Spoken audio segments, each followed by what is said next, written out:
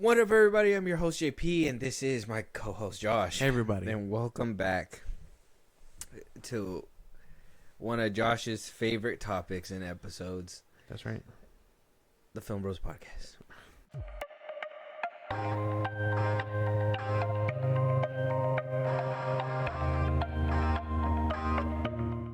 All right. Yep, Josh, here we go. So, your favorite topic, like I said, your favorite conversation, the best thing in the world for you. Like, if I could sum this conversation up, it's going to be like the joy, the little twinkle in your eye, Jeez. the thing that puts a skip in your step every All right, morning. man. You know how you have, how like regular people have a morning cup of Joe in the morning? Well, you get your morning fix with, Josh, with what show are we reviewing today? We are reviewing Creature Commandos. General Flag, you found yourself in the middle of an international incident. Oh, princess.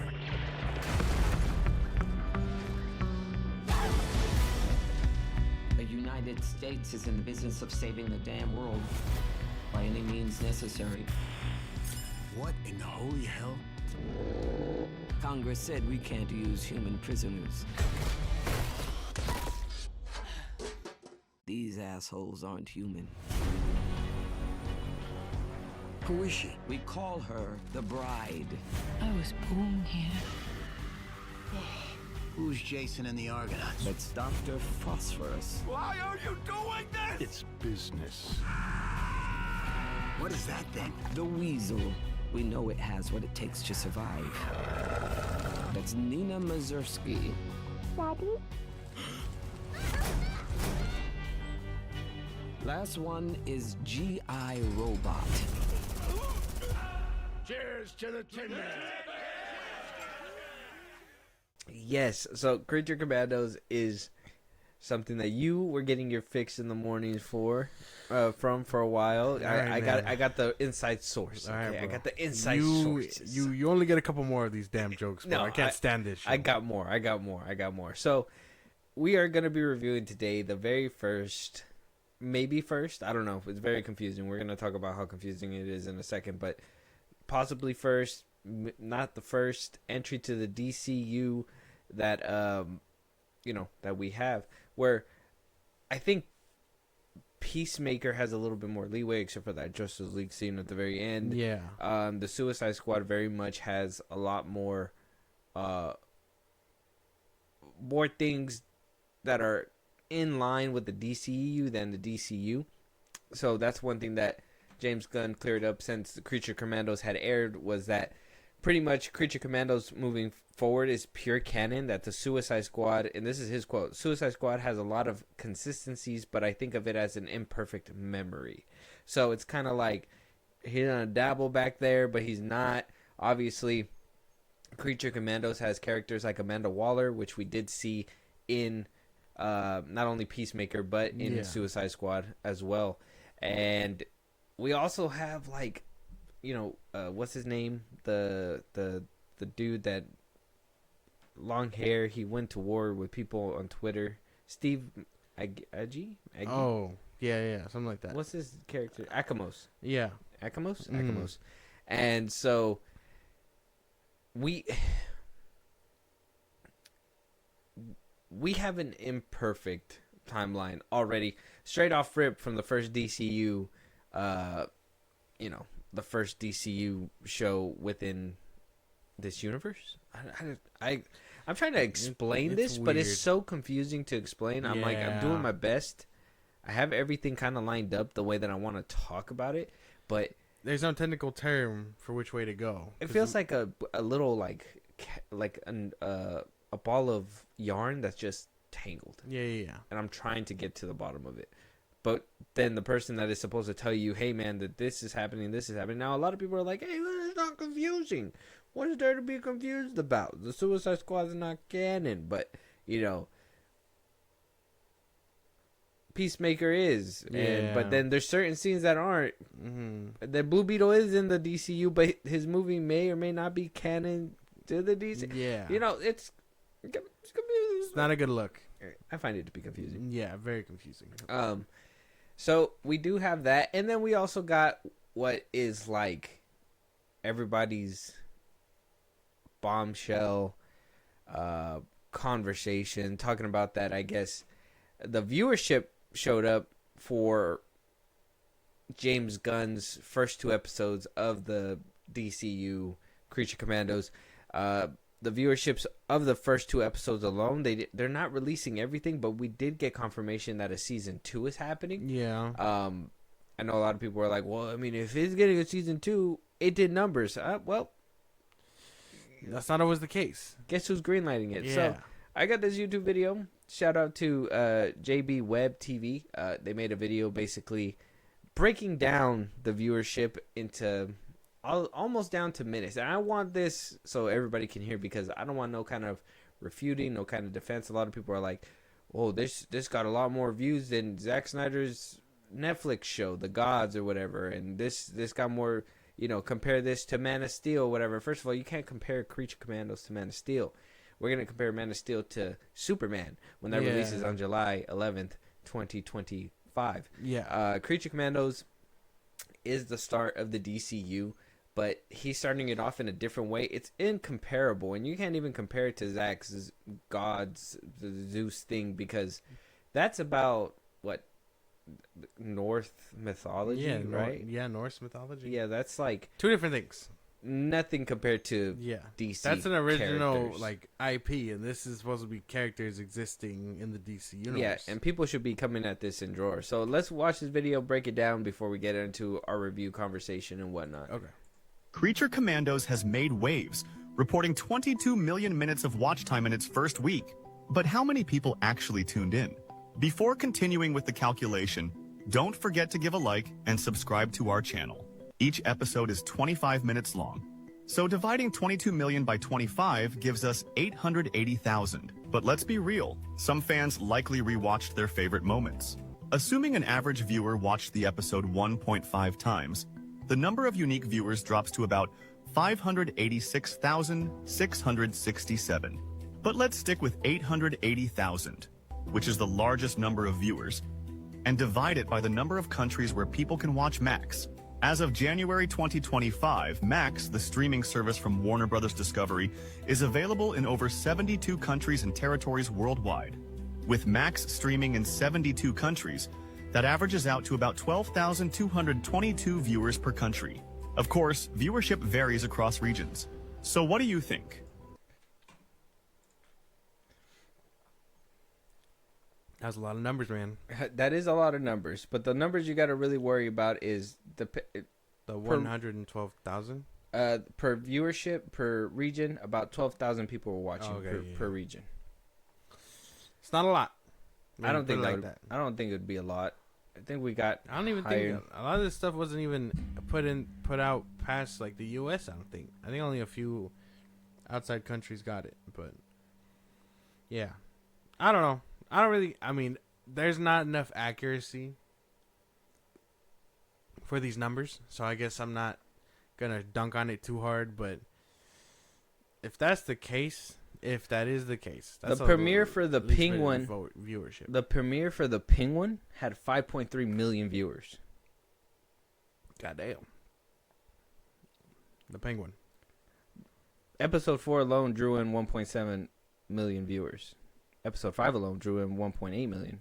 The finale drew in 2.1 million viewers. That is a hit show. Yeah. That is a hit. Even if you take away the regions or whatever, you just go off the top number. I think he said it was like 800,000 or whatever. Yeah. I mean, you could argue 800,000. It's a big number, whatever, blah, blah, blah, blah. Overall speaking, for 2 episodes, 800,000, you got people rewatching it. You got people clipping it on Twitter. Yeah. You got people trying to hype up certain moments, looking at silhouettes of certain characters. If there is a cool scene, which I'll be honest, Creature Commandos has a few cool scenes within it, but let's just be honest, not a lot of people are talking about the story. Not a lot of people are talking about the other things that are going on within the show. Yeah. They're only talking about the cool moments or the things that are hinting into the future. Exactly. See, a lot of people are talking about how like the first Man of Steel was, you know, too much action, whatever, blah, blah, blah, and then BVS got bloated and all this, that, and the third. I kind of felt like Creature Commandos was trying to do a lot with straws. Build a house out of them bitches. But doing its best. A very unstable house, one might say.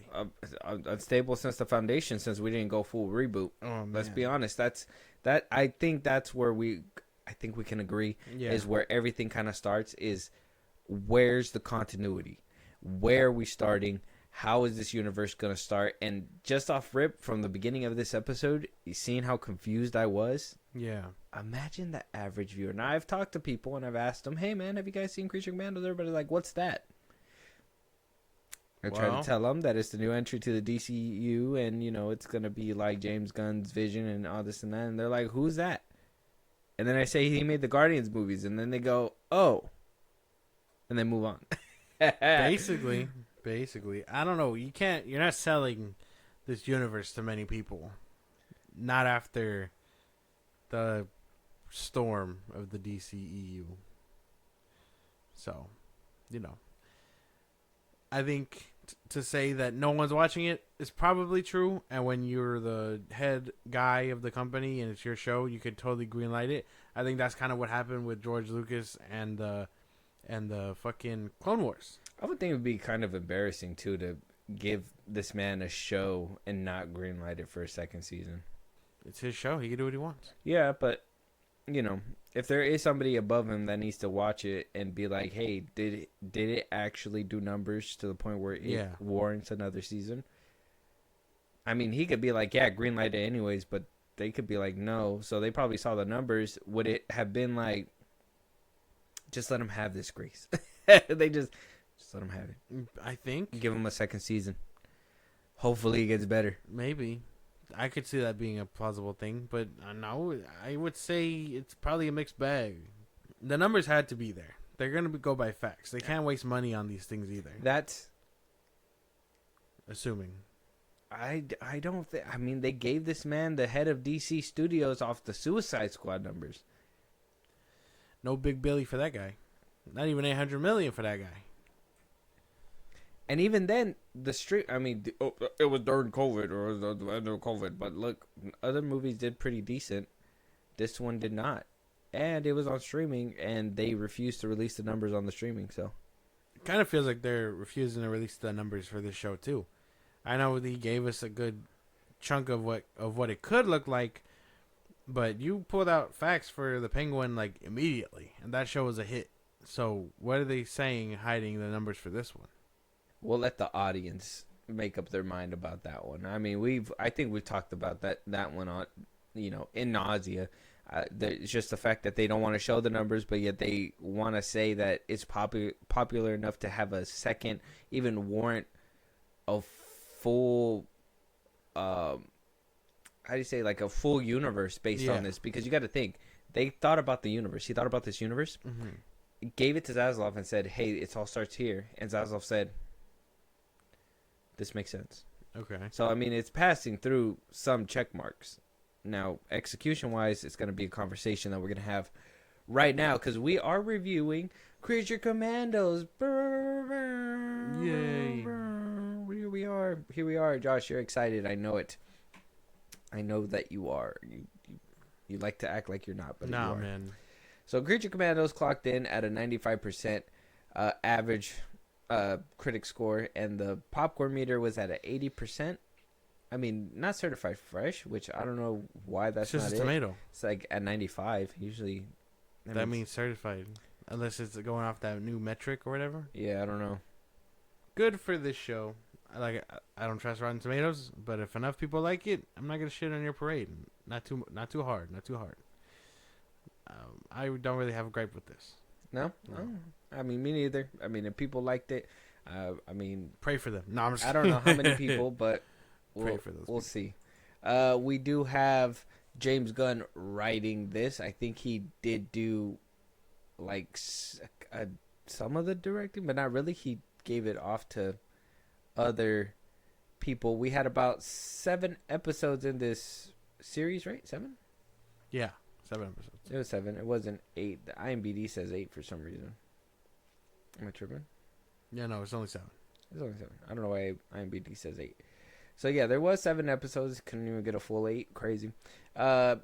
We have acting in it. We do have Indira Varma as the bride. We have Sean Gunn as G.I. Robot. Zoe Keu as Nina.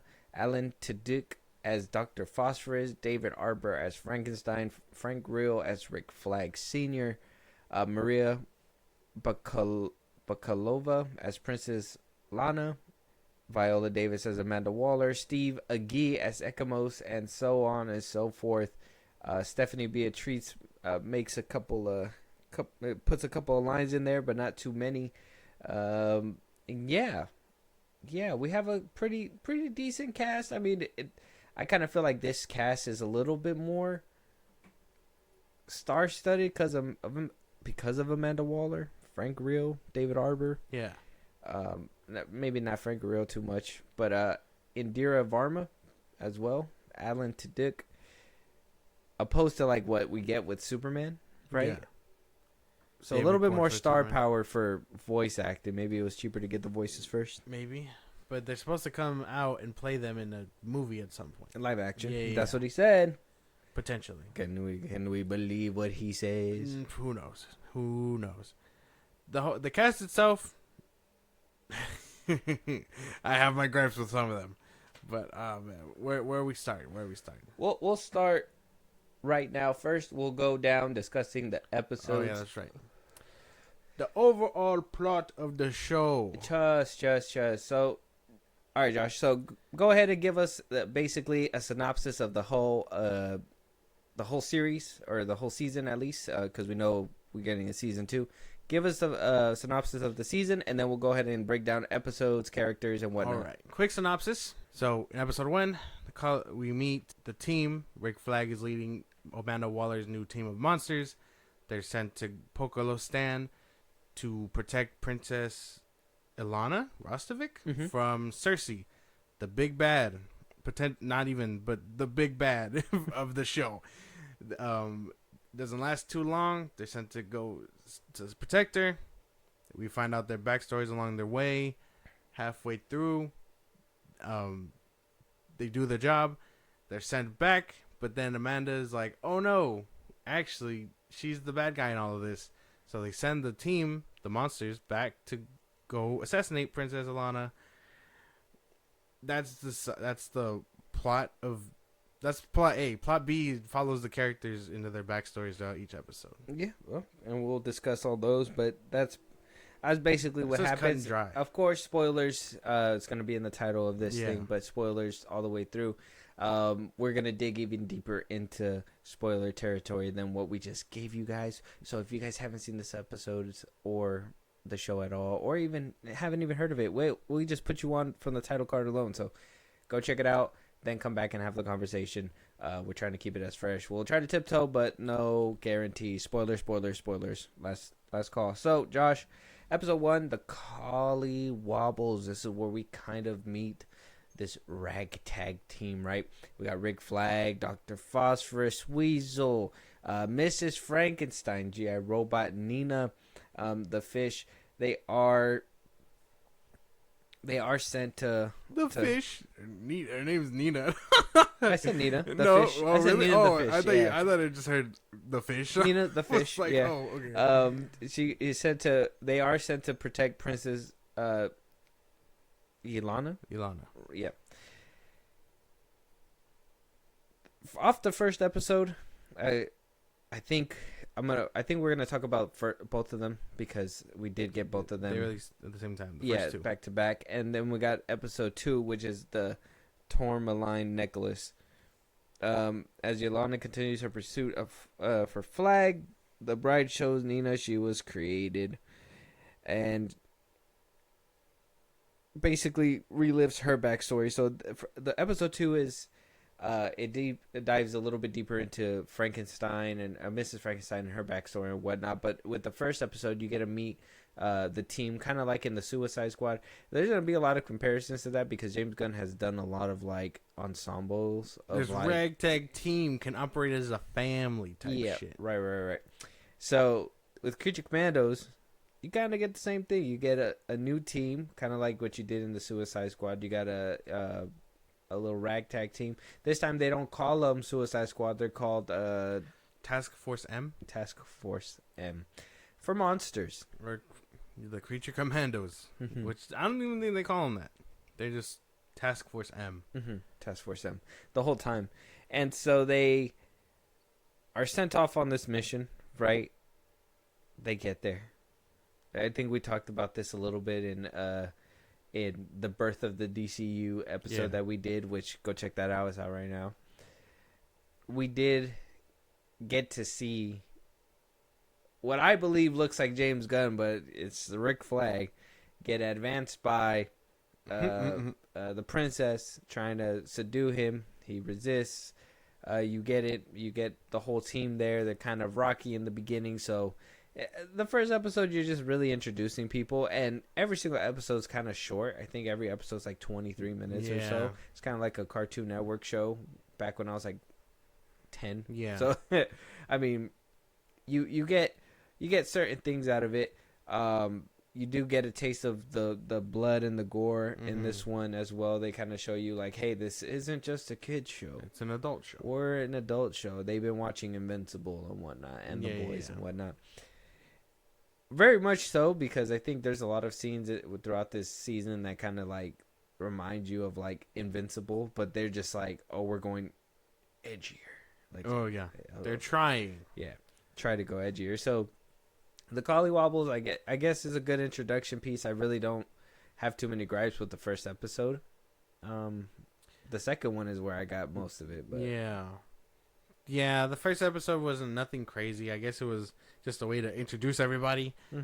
They're just a ragtag team of misfits. We got a placement with this is set like 2 years after Rick Flag Jr.'s death, his son. Yeah. So that's a nice little. Gives you a nice little Easter egg of where the fuck things are going for like timeline wise, but again, it's probably not concrete. Of course. Yes, and then we get to the second one where we get Mrs. Frankenstein's backstory. That's when we get some necrophilia. Dude.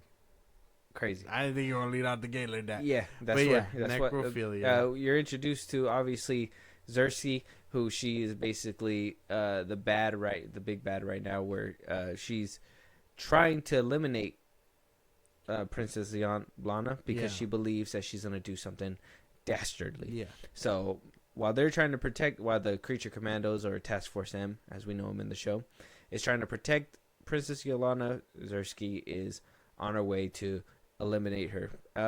Not without some resistance from the Creature Commandos, I'd say, and Mrs. Frankenstein's backstory commences. Yeah. She's basically birthed.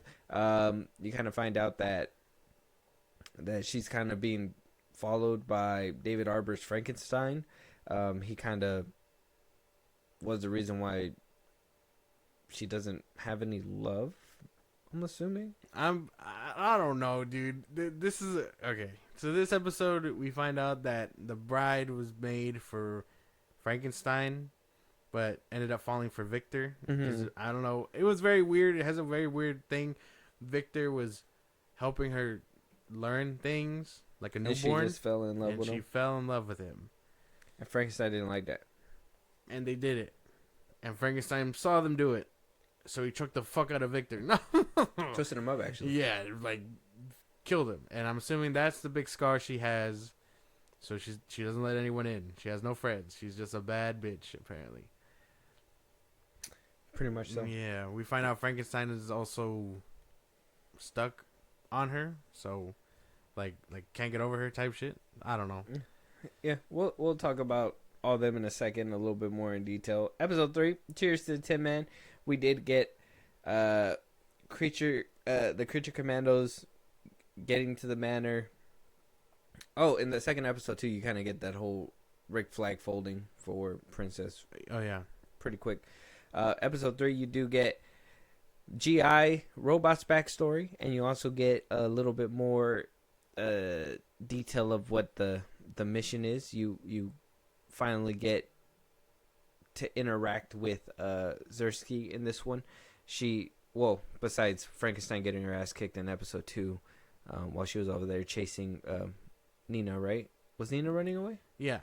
They get ambushed in episode 2 by Cersei and the team, and then the bride was kicking her ass, I won't admit. Yeah. I did like that fight scene. And then they end up getting... What did they end up doing? They end up getting beaten, basically. Which leads the team there in episode 3 to basically as a distraction to get him away from the castle and Princess Alana. And Cersei's like, oh, this is a perfect distraction. So then she goes back to the castle to try and by episode 3. Get Alana by episode 3. Cheers to the Tin Man. And so they go, and then you get the GI Robot's little backstory. He gets his little killing montage, and then you get the regretful ending of GI Robot, supposedly, right? Throughout this one, you just they're just building up to. You get his flashback.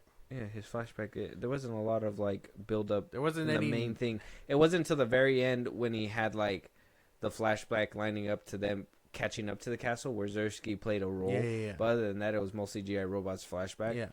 And then they get there, Zersky kind of deletes them, and then continues to try to get Princess Lana. Princess does take an ass whooping, very much so, from Zersky. And she is taken down by Weasel and Phosphorus very easily. Right? Very fucking easily. I wasn't vibing with that at all, but yeah. Weasel was able to do it pretty quick. A lot of this story, that's what I'm saying. The plots for like B plot is their backstory. Like he's giving us information in between and juggling the fucking main storyline. So if it sounds confusing, this is quite literally how it stacks up. Yeah, there's not enough minutes to give you to flesh it out both, so it kind of like they jump back and forth in between. Yeah. What I liked about this one was the idea of him gaining sentience and a purpose outside of, I guess, just killing Nazis. Mm-hmm. Well, but then it's thrown away. It's thrown away damn near immediately. And then so I mean, whatever bit that he gave as like a deep thought to the character is immediately stripped and never brought back up. No. Could I feel anything? He gets blown up by the end of it. I couldn't feel anything for it. I know a lot of people were feeling for him and stuff. I was like, okay, he was kind of badass, but then like all the nuance went away, and so I was no longer interested when he blew up. It's so funny because as like it goes down, I was like, you notice that he tries to hit you with a hard hitting piece like that with every single one, so it doesn't really hit as hard as like time goes on. And I mean, you start off the first backstory, which the first one started with Mrs. Frankenstein in episode 2, with like weird the creator wants to do the corpse and whatever, and that's the whole purpose of like why she's just so heartbroken and shit like that. It's like I know once we get done breaking down these episodes, we're gonna start racking up these problems because there's so much like wrong. So we gotta move forward and hold all these thoughts. Shit. Okay. Episode 4, Chasing Squirrels. The backstory of Weasel is basically revealed. This one, same thing. Not a lot of main plot. No, it was just mostly Weasel's backstory. For the main plot, Cersei is captured, courses Amanda Waller into thinking that Alana is the bad person that she says she is. And this is the episode where she's like, oh, we got to send Task Force M back to Pokistan and kill her. Assassinate her. While we're also watching Weasel's backstory play out. I really didn't give a fuck about it. I mean, it was like trying to tug at a heartstring, but then you start thinking about the inconsistencies. Like, first of all, you see kids, you just start blasting. I know. I don't think cops do that. I don't think so. The homie was... I don't know. I feel like... missing context, probably, but, like, the fucking yeah, for them to start blasting at children in a fire, it's kind of crazy. Like, they were so focused on them, or on Weasel, they didn't worry about anyone at risk. Very bad police. I don't know. I couldn't get behind this backstory either. Like, I didn't understand why they went into it like this. I mean, I understand that they were trying to tug at the heartstring and show you the misconception with Weasel. Like, yeah, because even like the lawyer coming up and basically being like, "Oh, I'm gonna get you out of here, whatever," because they return back to the bunker and she's basically trying to get him freed, right? And so you get that, and I'm like, okay, let me know how he, is mistaken. And the whole school stuff, I was with it. I was like, okay, I mean, you were befriending children, and they got caught up in first of all, booze in the drawer. What is this, the 1950s? Like, the fucking teachers just carry booze in their drawers still? Like, I don't think that happens in schools.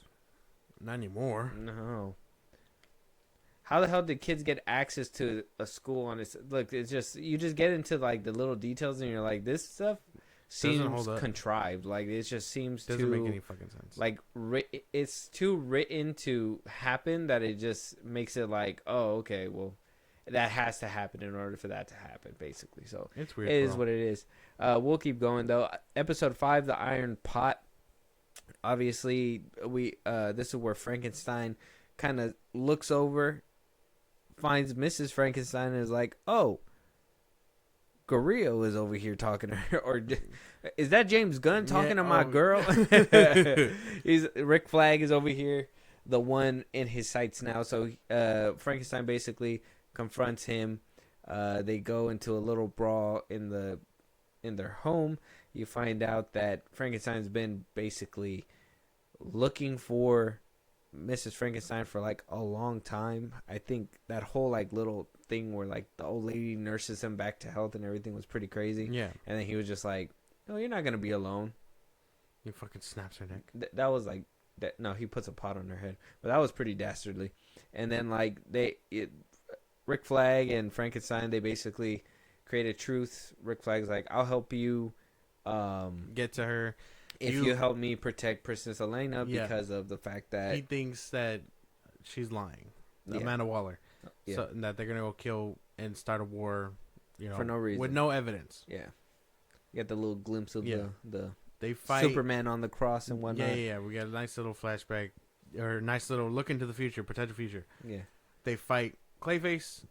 Clayface beats Rick Flag's ass and puts him out of commission for the rest of the show here. And basically it puts him out of commission.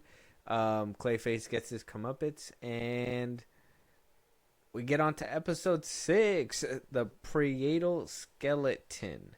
Dr. Phosphorus, his backstory is explored here in this one.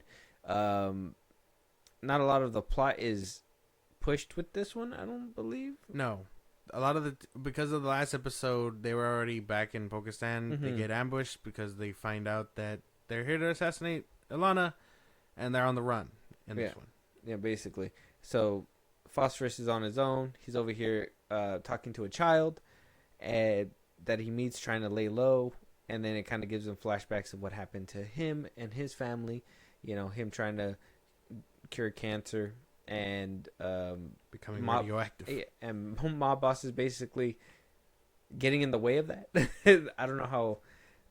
My thing is that it just didn't make any sense that I'm probably jumping the gun, but mobsters and scientists, because mobsters want to sell it somewhere. That's basically what happened in that episode. And so because the wife was like, "No, I think you should be a better man than just selling it to these mob people who knows what they're doing with it." Basically gets her and his child murdered. Yeah. And then so because of that, they're like, "Well, now we're going to make it seem like it's you." And then they take him over there and they try to murder him too. It doesn't work out. So then he gets out and lays his revenge and then murders his family and him as well. Then gets caught up by Batman. That's when we get that little silhouette thing. Yeah. And then by the end of it, they end up back in They all end up. or well, he basically runs off and it fades Yeah. to black, and then we get to episode. Well, now 7, they right? all. By the end of this one, they all end up back together. Yeah, and Because then the they bride walk off. had the bride and Luna Yeah. ended up in a brothel Mhm. protecting the women, and then they ended up coming back. Weasel was fucking around wolves for whatever reason, Yeah. and then they all end up reuniting for the big finale Yeah. episode. By episode 7. Yeah. Yeah, this one was cool too, but this is the episode where I was like, man, James Gunn really trying to pull at our heartstrings with these whole like kids involved. There's been a lot of kids involved. It's not in this working. one. I'll Yeah. say that now. It wasn't working for me. It was just too many. Like, the school one probably would have had me if he didn't use it again. But then you used it again, and not only with them, and then it's funny because this one, when they go and he gets the mob one, I was like, okay, they're probably not gonna show it. I was like, if James Gunn gets ballsy, he'll put it on the news story and just like blur it out, kind of. Yeah. But it just said, oh, family and kids and everything were done, and I was just like, okay, well, you're Way to bail. yeah, wow, this is so crazy. Now, I do give it credit where credit's due. They are villains, so obviously Phosphorus doing some evil shit like that, I guess it makes sense. I mean, if he would have spared the kids, I'd be like, that's not very evil, right? Yeah. So I can kind of get behind it when it comes to that. My thing is that they try to give everybody a fucking tragic backstory, but I'm just like, where's the one that is evil just to be evil? Like, I thought that's the point, right? It's like you're trying to tame people that can't be tamed. But they're all They're all just- fucking misunderstood people. Yeah. That was one of my big things. I will touch upon it later too, but I couldn't get behind any of these people because the backstories just weren't working for me. I didn't know what it was. Like, I don't know if it was just me or if it was the story that was being told for each character. But they were all kind of like unlikable. And it very much was like, I can't fuck with any of these stories because I don't like any of these characters. Because you're meant to believe, like, well, that's just for me. I think because you're meant to believe that they're evil, but you're trying to make us sympathize with them. But it's like, okay, It's but not working. are we not supposed to see these people go up against actual heroes one of these days? Are we just gonna get like a Creature Commandos Justice League team up? Are they gonna be like, yeah, you guys are gonna have to work together or whatever because they're bad and you guys are good? And it's like, no, they're clearly good. They're clearly good for the most part. I mean, they're just misunderstood. Yeah. Like they would never be where they're at. Yeah, I don't know, dude. The last episode, a very funny monster. This is Nina's backstory. Yes, it is. I kind of enjoyed this one. It was kind of sad when like the mom was like just refused Yeah. her altogether. But they do get back together. By the end of it, they make up a plan to basically try to take out Princess, and they need Nina because high security, everybody's on high alert. The only way to do it is basically with Nina. So she's the star of the show this episode. Nina's backstory is explored. You get a little taste of that sadness. Like I said, I did feel a little bit for Nina when it came down to like the whole mom thing and all that stuff. Yeah. She winds up living on her own. She winds up getting captured, and then this is where it loses me. You get to the point where like the dad shows up because he's seen her on the news, and now they're like, oh, we found her, and then he shows up, pushes through the barrier, and they're like, get away, and he shoots. The cop shoots the guy. They didn't even try to pull out a taser. They didn't even try to tackle him. They just lit his ass up. They just said, "Oh, dump a clip in this." lit his ass up. It's like dude. they didn't even try to shoot at Nina as like a misunderstood. Like, oh, we thought you were gonna get attacked by her. Yeah. No, they straight up shot the dude. Yeah. Very bad policing. Yeah, I don't know. In dude. In Stargate. Star City. Star City. Very bad policing in Star Star City. City. Maybe that's why the Flash needed to be around a little bit more. Where was he? Why didn't he capture her? I don't know, dude. That was fucking weird. That was one thing for me. I'd say the lack of. I mean, if you saw Phosphorus, I mean, we'll probably get around to it. But you saw Phosphorus get caught up by Batman. Why didn't we see them get caught up by their respective heroes too? Because can't. There's only so much they could do without stepping on people's toes. But they can go outside the show and be like, Wally West is the Flash. Like, well, why didn't we see him? Why didn't we see him? At least in Suicide Squad, the 2016 one, we saw them get stopped by those heroes. So, I mean, Deadshot, Batman, Boomerang, the Flash. Like, it makes sense to me. I don't know. I would probably would have. That probably would have been a good opportunity to world build a bit. Harley Quinn, the Batman. Exactly. I mean, Rick Flag caught what's her name's heart, right? Or her the Enchantress. Mm-hmm. So like, I don't know, tie us in a bit, you know, not just make it all coincidental that they all ended up in police custody and they all ended up in that facility. Yeah, I don't know. We'll get onto it. By the time this one happens, by the time this ends, this episode, they basically choose Nina to go kill her. Nina fails, which I thought was stupid, and gets impaled by Princess Alana. And then they find out, oh, it's one big misunderstanding. Nina died for nothing. That was kind of my big thing. Because, like, one, I think she probably should have been the one to kill her. And two, it didn't happen the way I thought. So I was like, well, that's a waste. Then she died for nothing. I think if she probably would have killed Alana here, like if they would have written that, it would have proved that, like, now she's one of the monsters. Now they're the monster that the humanity thinks she is because she has blood on her hands now. Yeah. But no. She dies. Somehow she's able to get subdued in her own element. Exactly. Home field advantage and this bitch chokes? I don't know, dude. And then maybe that's why, because she just wasn't a monster. I don't know, dude. I would have preferred her be a monster and kill her. So, and then the ending happens. And the bride is like, oh, boo-hoo, you killed my friend.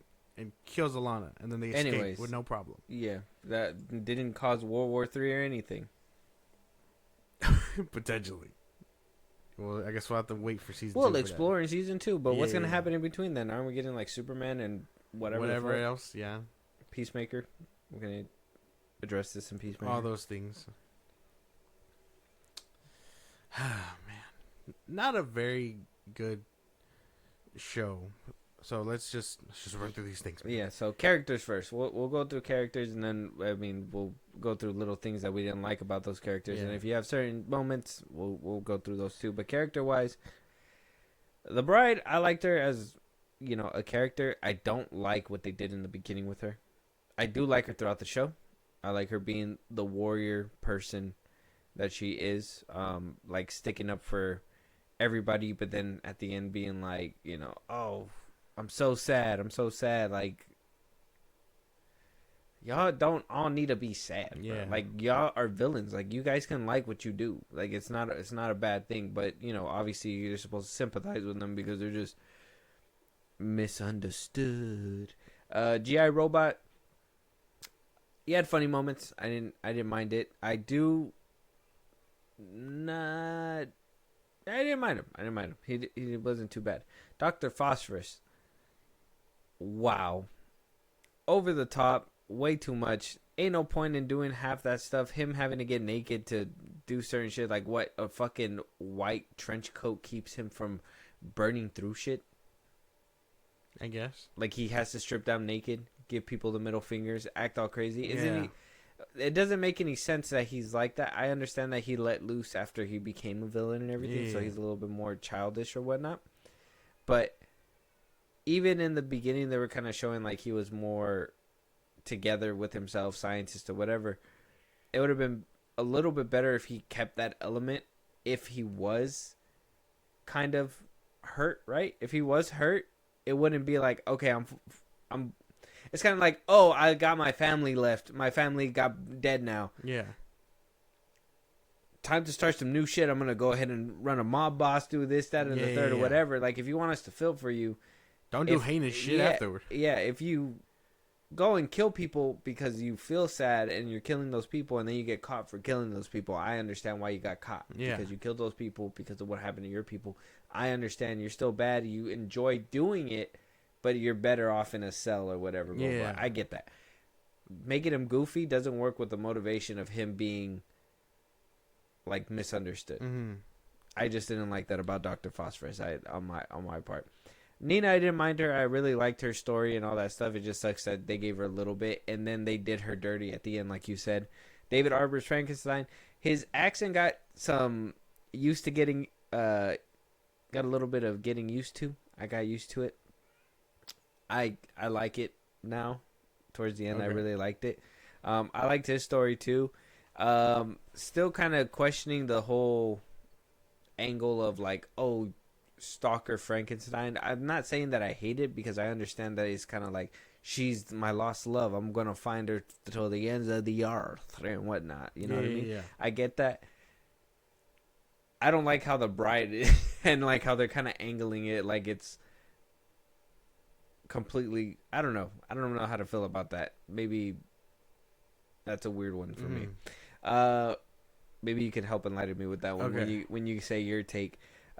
Frank Grillo, break flag. I didn't mind him in here. He was kind of sidelined a lot. Reminded me of James Gunn in this show. Shit's fucked up. And then we get Princess Lana. I really didn't care for her character either. I just thought she was just like very much questionable motives. She just wants to start shit basically. For her people. I mean, she didn't really give a motive. No. By the end of everything. No. It was just more like just because. Why not? You know? Yeah. Viola Davis, always like hearing her her voice. I like Amanda Waller. Her Amanda Waller. Didn't have a problem with her. But yeah, man, what do you think about these characters? You want to go down one by one? The Bride? Dude, okay, I like The Bride. I like that she was badass. Didn't like her character development, which was just, oh, I made a friend. Oh, like, all right, dog, cool, you know. Yeah, Robot, I thought he was kind of badass. Like I said, I think, again, suffers from lack of care. They try to give us a backstory and give us some nuance, and I do like the angle. I love the trope of, you know, robots gaining sentience and having a heart, you know, whatever. But that's thrown away immediately when he's killed, and at that point, I just didn't feel for it. I didn't feel for anything.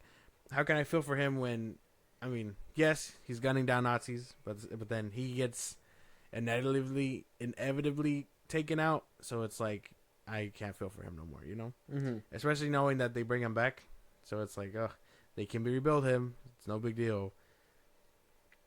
Phosphorus, same thing. Couldn't care for him because, again, if he's evil, for the sake of being evil, then okay, you know? Mm-hmm. I can understand.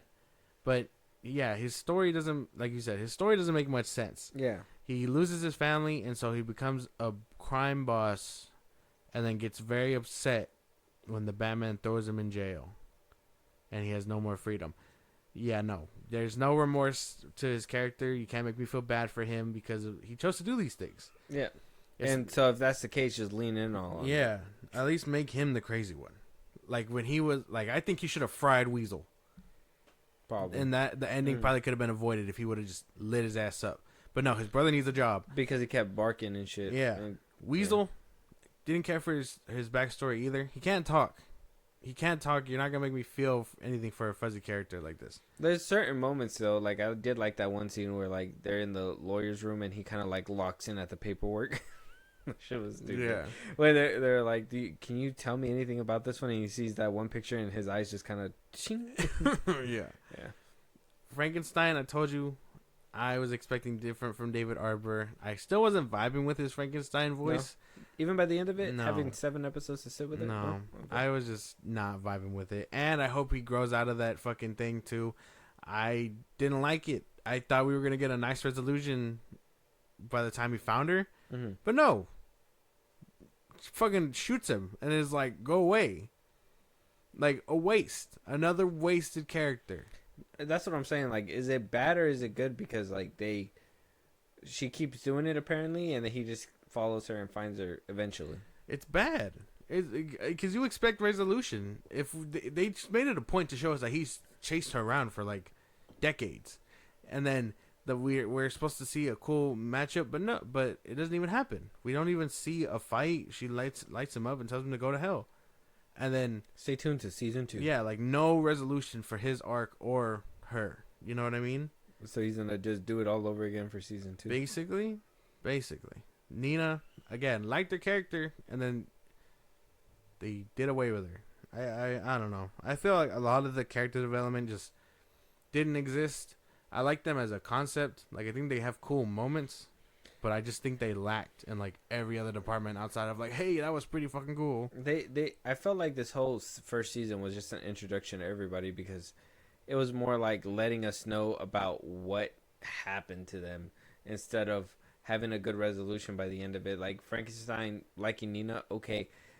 You guys had banter back and forth. In James Gunn film code, does that mean like they're friends now? What? Like just having banter with each other? I guess so. Sharing a brewski or whatever. I don't know. I don't even think they did that anyways because Nina's a fish. Yeah. So it's like, when did Frankenstein ever or Mrs. Frankenstein ever be like, me and you are like, I like Nina? Probably in that brothel scene where she's like, "Oh, you are a softie," and she's like, "Shut up." You know, be mean to her. Yeah, that That's little it. scene. That's about it. That's like the most. And then she's very upset that she lost her friend. Cool, but she's the only one to get any kind of development. You know, no one outside of that got Phosphorus, anything. No, it was just Rick backstory. Flag. I Weasel kind of was like. backstory. I kind of can't wait to see Rick Flag again. Does Weasel Does Weasel count as like development because you knew about him since like Suicide Squad, or is that out the window because the Suicide Squad's not canon? That's out. I mean, it's out the window in general because he drowns there, and then we see him show up here thinking that he died. No, they showed him survive. Oh, Post credit scene. Oh, okay. Oh, you didn't stick around. No, he crawls up on the beach and then he walks away like nothing happened. So I mean, he lives. He drowns, then he lives. And then we see him here, and we get his backstory, but there's no development. Like I think they even made a conversation about it, right? Saying that he survived the whole encounter there with Starro or whatever. That like he has a willingness to survive, some bullshit like that. But that's the thing, though. You can't show me the backstory and then like no change. Phosphorus, if we would have gotten his sad backstory, and then he would be like, I actually don't want to do this, or lean into the evil shit. And again, Fry Weasel. Make them hard to like work with each other, not just you're fucking sad while I'm angry. Like that doesn't work. So I wasn't vibing with any of these characters outside of like cool moments that they had. Yeah, because they did have like decent moments. Okay, world building. Now, this is a DC thing, so world building for me was very much like my expectations were kind of low, and he met him. But he didn't even try to do a little bit more. They could have expanded a lot more. Yeah, because I mean, you got like I said, the little nods to Star City. Yeah, I think Metropolis was no. Did they say Metropolis? No. We got they said Bloodhaven. Yeah, they got Bloodhaven. They gave us some of details of Themyscira. They gave us Gotham, very bland looking Gotham, but Gotham. You got Batman in one scene. A Batman silhouette. You saw Superman on a cross. You saw the whole Justice League basically. Yeah, dead. Yeah, dead. But you don't see them alive throughout this season at all. Yeah, Clayface in Mortal Kombat. Isn't that crazy? A win is a win. A win is a win. I guess Xbox is never a win for me. Yeah, PS5 game. All right, man. World building wise, there could have been more. I know. I'm trying to just segue away. Yeah, you got it. There could have been more. There could have been a lot more stuff here, but he just didn't get crazy with it, which I thought he should have. I said, they should have been picked off by their respective heroes. That would have been nice. Yeah, something. If it's animation, just silhouette all of them. Fuck it. What's wrong with showing the Flash's electricity when he's grabbing Nina? Just grabbing him and getting out of there or something. Yeah, or Nightwing in Bloodhaven. Something. I don't know. There could have been a lot more to show. It just didn't happen. And then the big Justice League scene that people were... I mean, I was kind of like, whoa about it. Because, I mean, it's crazy. That's the introduction to our heroes. And they're on stakes and crosses and stuff. For the first time in the DZ. I wasn't vibing with that look. Just because I don't want to see my heroes slaughtered like that. Crazy. Cersei a waste. I know I forgot to mention that. A waste of a character also. they set her up as like this big bad, and she wasn't even the big bad. It's crazy shit. Done in by the weasel. It's fucking insane. Done in by the weasel. Yeah, and then Zersky. I mean, I like Anya Chalotra as like her voice. Mhm. It just sucks that we didn't really see too much of her, and they kind of like underused It's her. a waste. But world building wise, I do think that we could have done a little bit more. Come on, like it feels like they're gonna go all out in Superman, which, like I said, that's another thing too. They're like, hey, you know, overstuffed, but now we're getting that shit in Superman, which I'm all for. But I felt like they should have done that in Creature Commandos. Creature Command. Okay.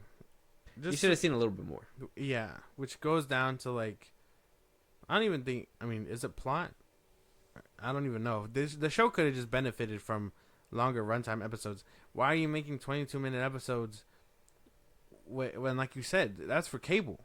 You're not regulated by cable. You don't have any. You don't have to abide by any other thing. They didn't even make it to at least the 8 episodes either. I know. Which everybody knows. Beneficial. Everybody knows 6 episodes, limited series, 8 episodes, That's full a full season. thing. That's a full thing. Yeah. You got it in the middle. Yeah, you fucked up on both accounts.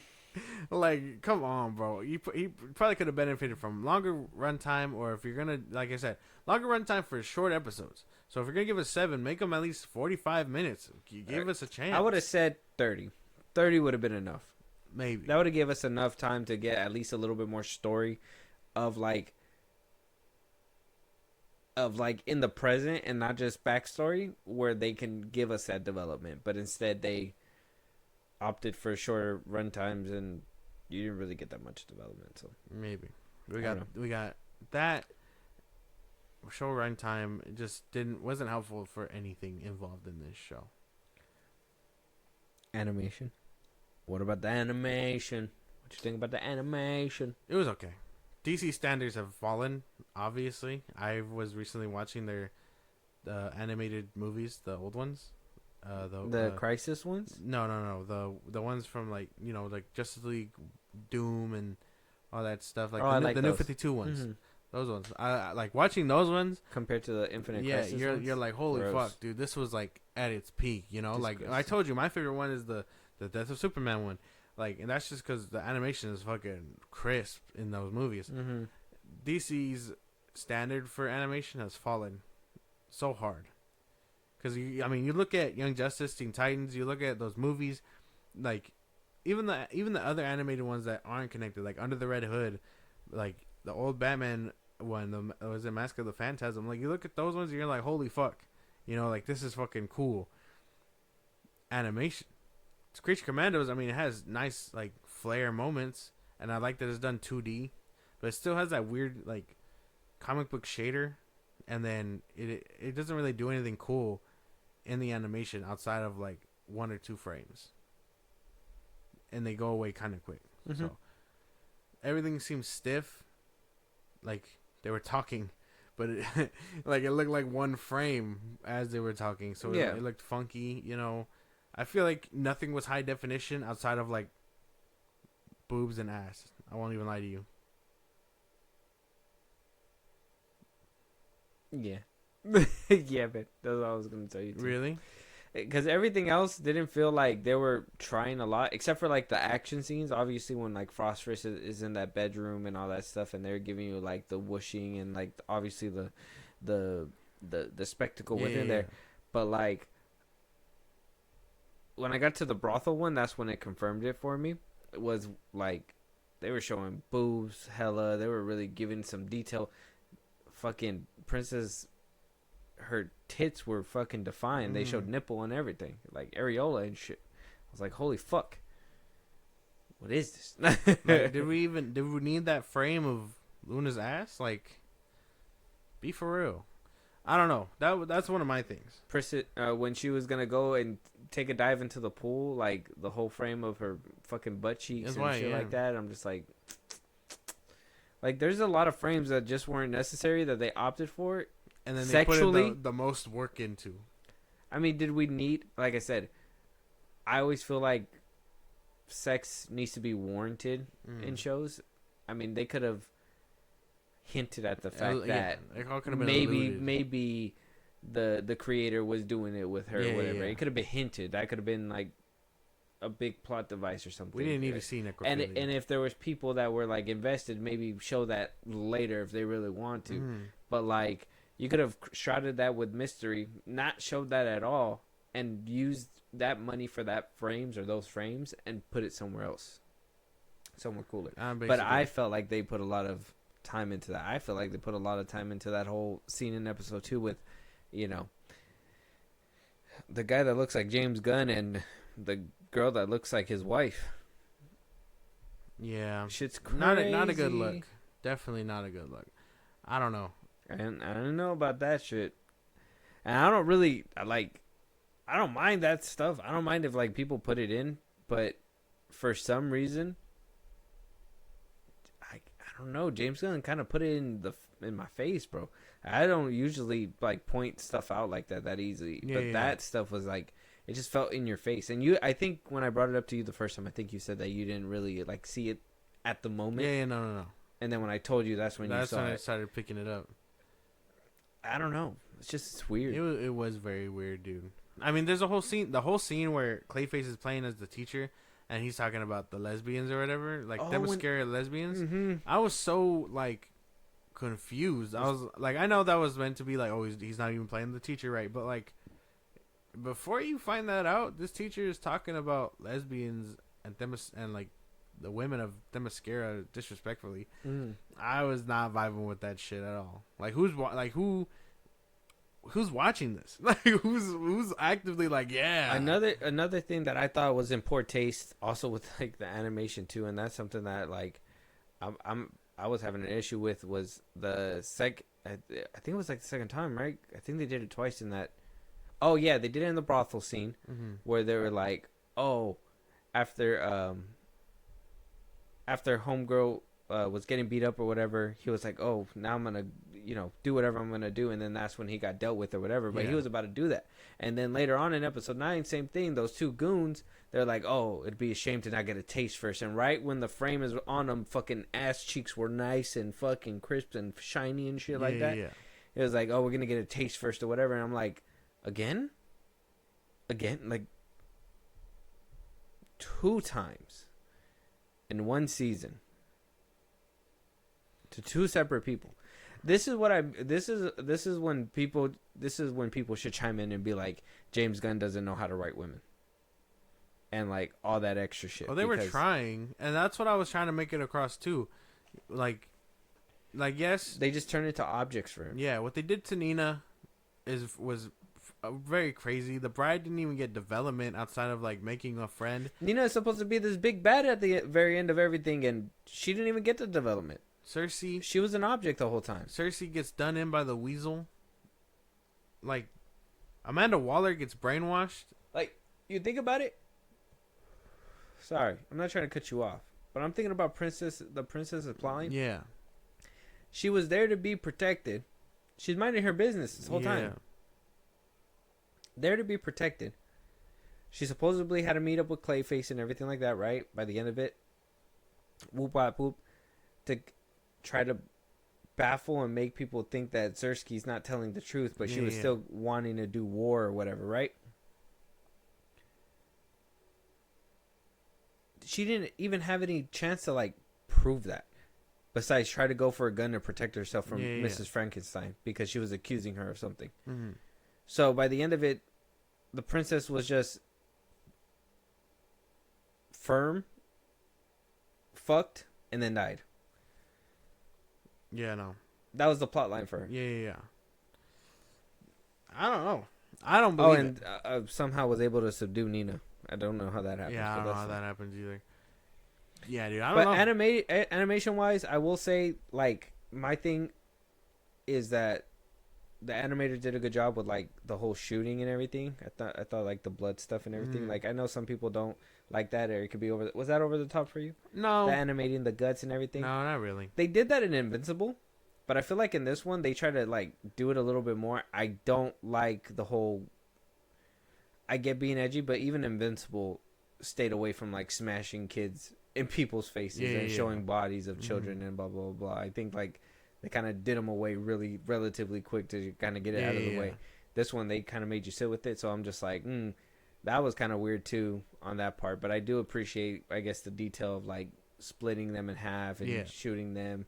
I think Phosphorus burning through them was pretty cool. That one scene where Phosphorus like comes behind him, covers the dude's mouth, and like pulls his mouth back because he's just burning his shit all the way through. I was like, that's pretty cool too. Yeah, So, see, there's some cool they got moments. like nice moments, and like it's all a distraction. I think he puts in those cool things just to be like distract you from everything else going on. Well, I just think he knows how to do decent moments. I'm not even gonna say like there were like fantastic moments because I don't even think any. Like I had a couple giggles throughout this show too. Don't get me wrong, there were a couple giggles, but it wasn't like profound stuff. Even like that scene where like he, I seen it all over Twitter, but like when he was like Phosphorus was like going through the tank and everything, and people were like making fun of that too, and I was just like, well, I mean, yeah, it doesn't make any sense. Like he's wearing a coat. Why does he need to get naked in order to jump through the fucking tank? Like just burn through everything at that point. Like that would have just put it all together, and he would have been like, and walked away kind of gangster if he wanted to. Like, are you playing him as a gangster or is he a goofball? What is it? Like, you know what I mean?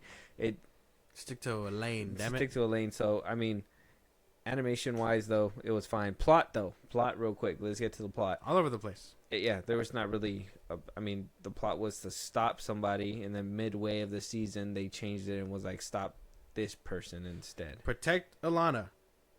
No, actually don't. Actually, Cersei's caught. Go kill Alana. Actually, don't do that. And then Rick Flag is like, no, don't do that. And then they call her up, and she's like, oh, it was a misunderstanding, but I killed your fish.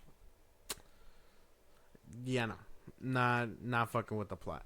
It doesn't help that, like I said, I think he should have been either hinting at their backstories without going into all that detail, or he should have just full went and like gave each character like their own like, I don't know, like journal, and just have us go through that real quick. I don't know. Wasting time on characters and their backstories and trying to flesh out a plot doesn't work because you're going into present day, you're going into past time, you're going into a scene that doesn't even relate to what the fuck you're talking about. Yeah, like it was all over the place. Yeah, you're colliding with the present day development that they weren't getting. Exactly.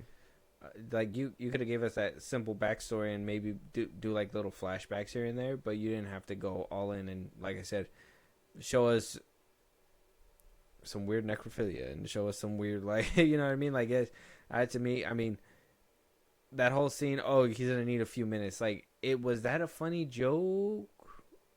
No.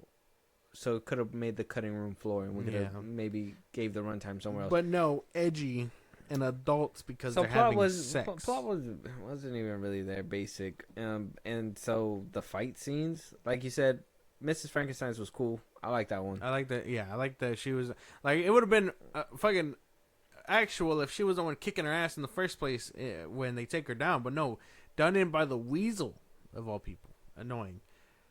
But I did like that fight scene in episode 2. I mean, it happens at the end of like one of the episodes. It happened too quick. I would have liked Phosphorus fighting Cersei too. Yeah, but no, he just gets to burn her face off and say one slick line to her, or whatever. That one, the Flag versus Phosphorus for the remote was kind of cool. And then third one, I mean, most creative the show got, but when Frankenstein is fighting the bride through the arrows, and seeing the times and how many times they fought each other, that was like pretty cool. That was the most creative and fun I had throughout the whole show. Okay, yeah, that was cool. And then, yeah, I think that's the one that pissed me off though the most, was that whole weasel, that whole fight trying to fight her, because that was kind of like the build up, and she took out G.I. Robot pretty quick. Yeah. So I was like, there should have been a fight between Phosphorus. I mean, I understand that Rick Flag is out of his league, but he should have been there trying to help do something too, which he didn't need to do that at all. Weasel, I mean, he should have been there as well. I mean, the biting in the beginning should have been like the beginning, but if she could mess with people's minds, like they told you in the very next episode, it kind of begs the question on like why she got napped so fast. Due to budget restraints. Dude, she be Princess Lana's butt is the budget restraint. I don't know. Basically, they defined it so much in the previous episode, but I don't know. I feel like there could have been a lot cooler fight scenes, but again, just no time for it. No time between the plot and the characters' backstories that they were trying to tell. But I mean, it's crazy stuff. Because even the fight scene in the brothel was quick when they're fighting the two metahumans, and it's like, why? Yeah, she beat him pretty fast. Which I was trying to. I mean, I get that was trying to prove like it was supposed to be, like she was supposed to be tough or whatever. But I mean, dude was bursting electricity, and he was pretty big, so I assume there would have been like. There should have been something. I don't know, dude. Another waste. So fight scenes were kind of mid too. I mean, there was cool moments, but mid. And I mean, like I said, would have been better if there would have been a little bit Batman in there, a little bit more Wonder Woman. Except they were just on stakes. So I mean, I guess you get whatever you get. And shamefully, I don't even want this. I don't even want this. Yeah, man. With that being said, though, you want to give us your brief summary and your rating by the end of this show? 5 being in the middle, 10 being the best, 0 being the worst. Okay. 1 being the worst. I'm not even trying to sound like a hater. Yeah, you are. But this show, full of terrible needle drops. I mean, we didn't even touch up on the music, but God, the music was atrocious. The only one that I liked was the ending one with Nina, the remake of Sweet Dreams. Mm-hmm. Oh, okay. I guess that was nice. Mm-hmm. It's full of terrible needle drops, shaky animation, unnecessary like scenes, and no development between any of the characters, let alone the bride making one friend. This show does a lot of nothing while also trying to do something that it just doesn't reach because of lack of time or story that they were just trying to tell. I don't know where they went into this, thinking that they could hit all these cylinders within 22 minutes. This show was a mess, and I don't think it's gonna get any traction. I think December when it dropped up until now, I think once Invincible comes, the show's DOA dead. Like I don't think anyone's gonna be talking about it. Hopefully, I don't think anybody talked about it at all. Yeah. So I mean, this is gonna be such a nothing burger of a show. Like nothing happens in it. I gotta give it like a 3 out of 10, 2 out of 10, 2 out of 10. Damn. I just wasn't fucking. 3 wouldn't have been hater.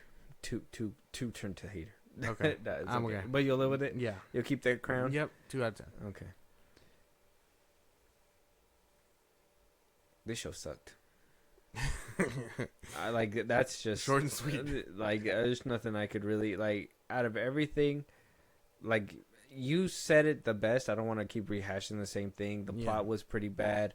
Fight scenes, we barely got into it for whatever reason. What to opt for better scenes of boobs and stuff like that. Great. Okay, cool. Your teenage audience is pleased. You try to be something, you weren't much of it. I caught myself trying not to reach for my phone as I was watching the series. So much so, I had to put it on my phone. So I didn't do it. So I didn't do anything. You're going to put it in a little square box in the corner. I know. I started looking away. So I put it on my phone and I put it right in front of me. And I put the earbud in my ear so I didn't get like disinterested. So I was able to hear everything. But if I had it on my TV and my phone was right there, the first vibrate, it'd be on my phone. Yeah, I was very much struggling to do that. And I love if shows can bring me in, I'll watch it. This is one that I knew that we had to watch, especially if we're gonna be going down this whole DCU road. So I had to go through this. So you can't say that I'm not a fan. Because I still am going through this stuff. With that being said, though, like I said, this show fucking sucked, bro. It's like at least a fucking... I give it a 2. I give it a 2. Okay. 1.52. Something like that. I liked certain things from it, but the animation needs to be brushed up on. We need to stop focusing on the wrong things and start focusing on the right things. Let's not worry about the next sex scene, and let's worry about the next... story detail that's going to help out with the main story and not just give us some I don't know, man. Like there was just some weird stuff in this show that I just did not appreciate. James Gunn as a creator, I can look past if what do you call it, if he gives us something good and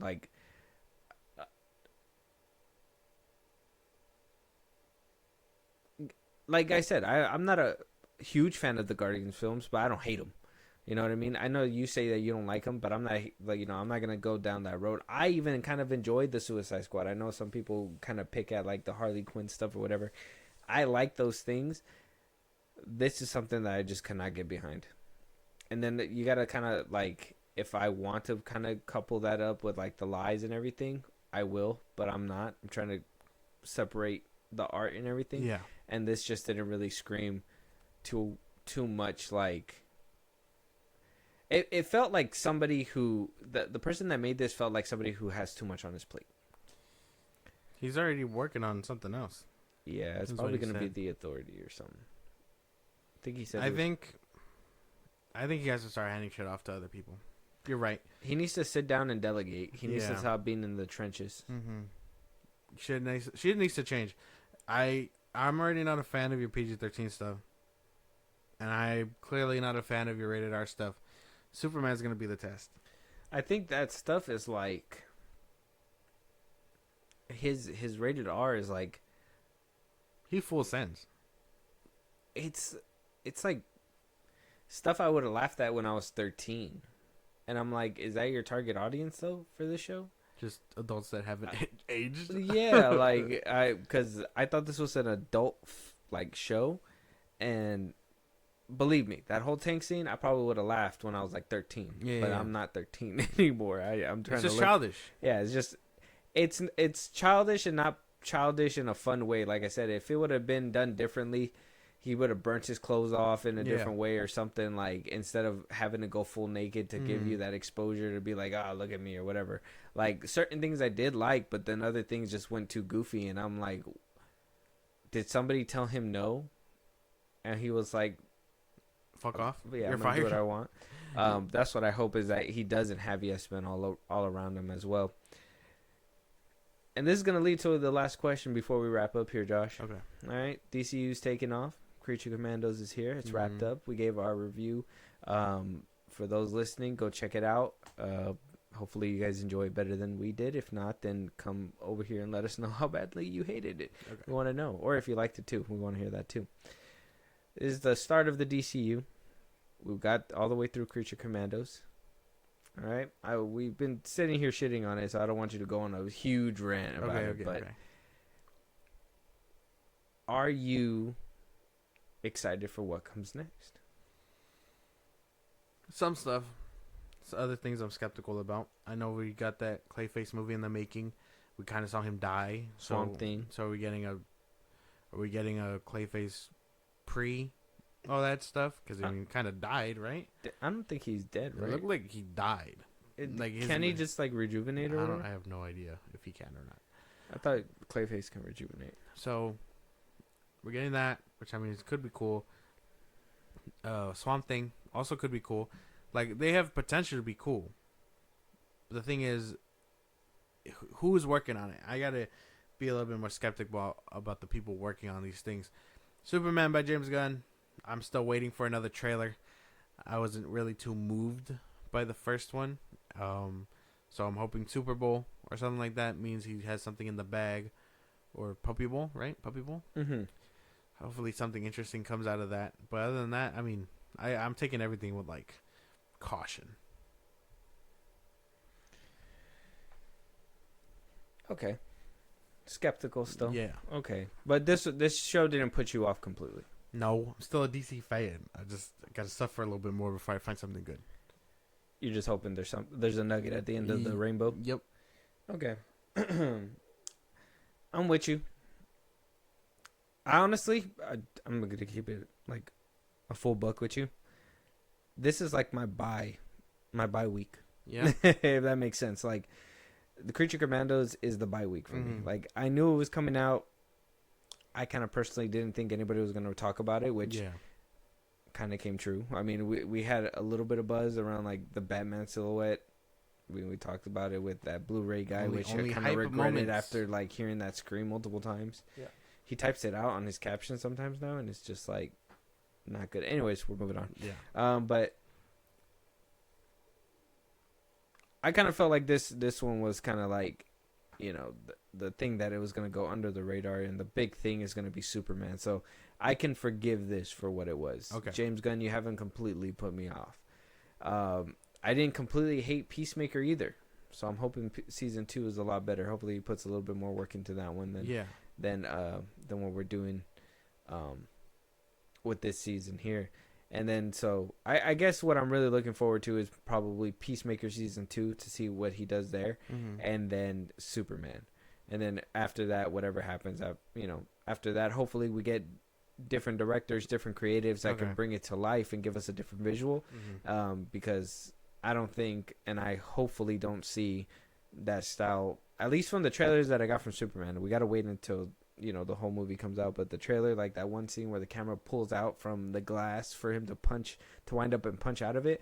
I'm just like, that's an ugly angle. So I'm hoping we get a different, like, way of filming as time goes on. So we'll have to wait for that. But I'm just waiting for Superman mostly. Creature Commandos is that week for me. Okay.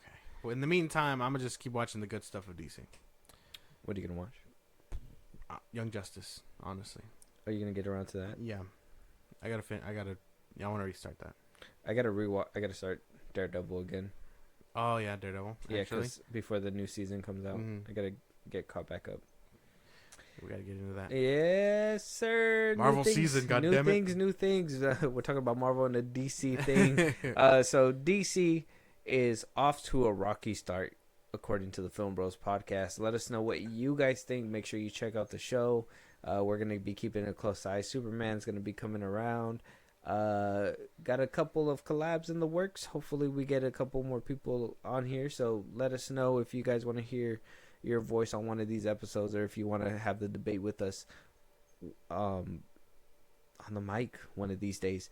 Any topics that we haven't talked about, any movies or TV shows you want us to review, Josh, let them know where they can do all that. Twitter, TikTok, Instagram at FIlmBros Podcast. We can post new episodes there. We can hit us up there for any news or movies you want us to cover.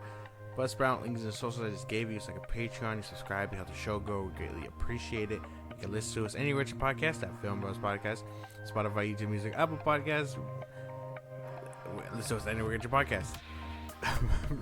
Twitch, be a part of the conversation. Saturdays we go live around in the morning time, around 8 a.m. or so. You can be part of the conversation. Join us. It's a fun time. And then when it's all said and done, you can subscribe to our YouTube at FIlmBros Podcast. Yeah, and at the time of this recording, TikTok is back too. So make sure you go over there and talk to us there. We've been having some pretty good conversations on that one as well. So go check it out. We'll talk to you guys on the next one. Talk to you guys later.